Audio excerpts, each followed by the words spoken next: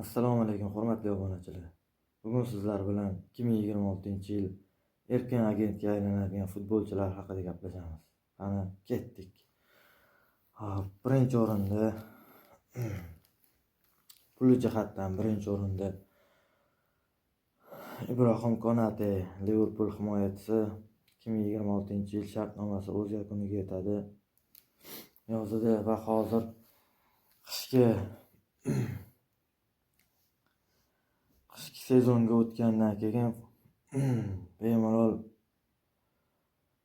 hamma klub bilan shartnoma tuzsa bo'ladi qonuniy jihatdan va Ibrohim Konatega juda ko'p klub qiziqish bildiryapti. Bular orasida albatta tabiiyki Real Madrid ham bor. Real Madrid bunday transferlarni juda xush ko'radi. Voqealar rivojini kuzatib boramiz. Ibrohim Konate katta ehtimol kech arafasida turibdi. Klubdan shartnomalar kelib tushgan. Ibrohim Konate hali javob qaytarmagan. Ko'ramiz voqealar rivojini va ikkinchi pog'onamizda Dayot Upamecano, Bavariya himoyachisi, markaziy himoyachi, 26 yosh,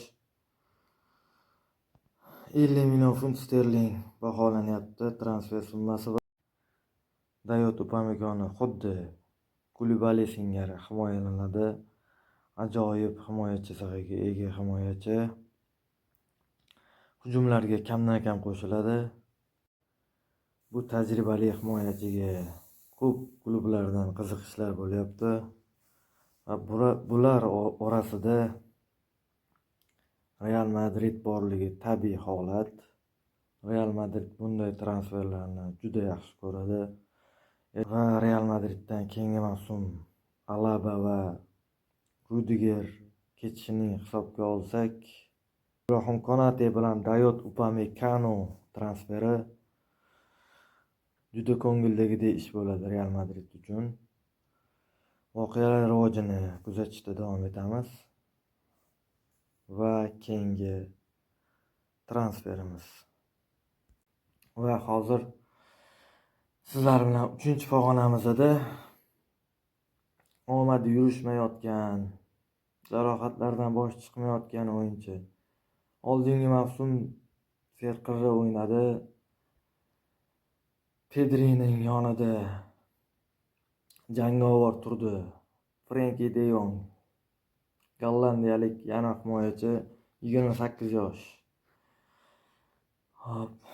Bu Frenkie de Jong jarohatdan bosh chiqmayotgan Frenkie de Jong oldingi mavsum juda kuchli o'ynadi, yaxshi o'ynadi. Pedri bilan tandemi juda zo'r o'tdi. Bu mavsum ham qoqilishlar bo'lib turibdi. Lekin Frenkie de Jong katta ehtimol Barsada qolsa kerak. Barsani yaxshi ko'radi Frenkie de Jong.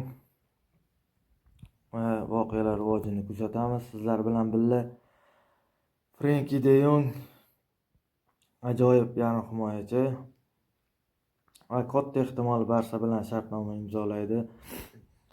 Va keyingi pog'onamizda 4-o'rinimizda Manchester City yarim himoyachisi, Portugaliyaning yarim himoyachisi, Manchester City jamoa sardori Bernardo Silva shartnomasi yakuniga yetadi. Bernardo Silva yoshi ham o'tib qolgan, 30 yoshlik yarim himoyachi va ko'p klublardan qiziqish bor. Основной arab klublari jiddiy qiziqish bildirmoqda. Katta ehtimol Citydan ketsa kerak bu yarim himoyachi.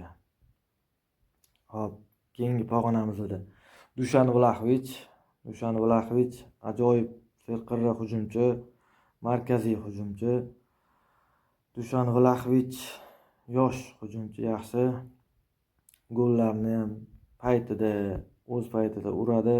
Bosh bilan ham, oyoq bilan ham yaxshi o'ynaydi. Yildiz bilan yaxshi chiqishyapti Yuventusda azizlar.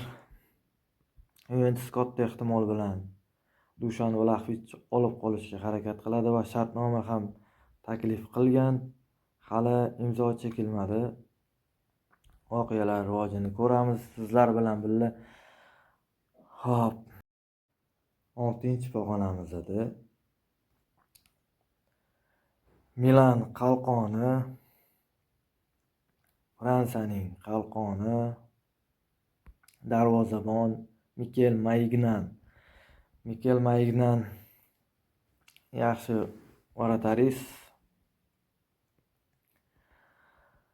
Donnarumadan kelgan o'sib chiqayotgan yangi varataris. Donnarumadan kelgan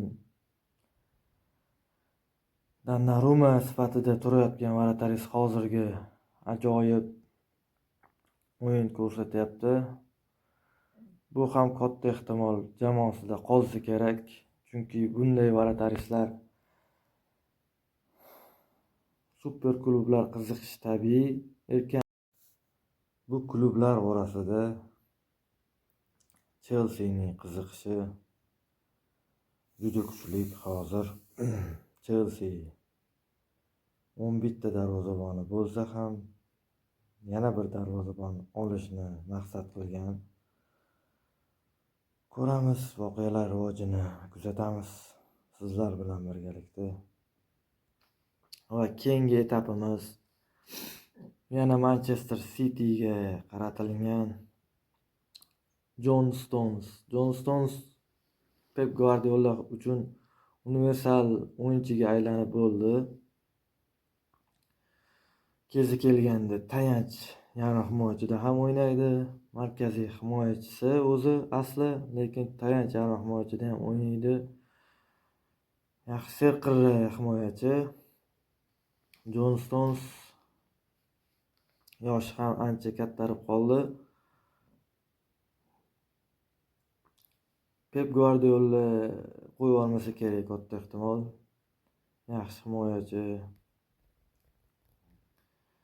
Ko'ramiz, arablardan ham jiddiy qiziqishlar bo'lyapti John Stonesga. Xo'p, ro'yxatimizning oxirgi o'rnida Ruben Neves, Al Hilol yarim himoyachisi, Portugaliyaning yarim himoyachisi. Keyingi mavsum erkin agentga aylanadi. Shartnomasi yakuniga yetadi va yana Arabda qolsa kerak. Уже bu yog'iga yoshi o'tib borgani sari futboldan zavq olish Arabda qolsa kerak. Futboldan zavq olgan holatda bu yog'iga sekin o'yinni gashtini surib bergan minutlariga rozi bo'lib o'ynasa kerak Ruben Neves. Sizlar bilan shunchaki ko'rishguncha deb qolamiz.